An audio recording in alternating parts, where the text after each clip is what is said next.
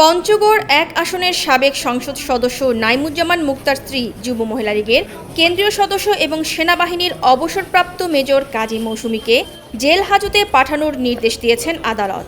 একই সঙ্গে মামলার আরেক আসামি পঞ্চগড় যুব মহিলা লীগের সভাপতি ও সাবেক মহিলা ভাইস চেয়ারম্যান নীলুফার ইয়াসমিনকেও জেল হাজতে পাঠানো হয়েছে। সোমবার দুপুরে পঞ্চগড়ের অতিরিক্ত জেলা ও দায়রা জজ এবং ভারপ্রাপ্ত জেলা জজ মাহবুব আলী মুয়াদ এ আদেশ দেন। এ সময় দুই আসামি আদালতে উপস্থিত ছিলেন। আদালত সূত্রে জানা যায়, গত বছর আওয়ামী লীগের প্রতিষ্ঠাবার্ষিকীতে কেক কাটার আয়োজনকে কেন্দ্র করে ২০০৯ সালের সন্ত্রাস বিরোধী আইনে ৪৭ জনের বিরুদ্ধে মামলা করা হয়। পরে কাজী মৌসুমী উচ্চ আদালত থেকে ৬ সপ্তাহের জামিন নেন।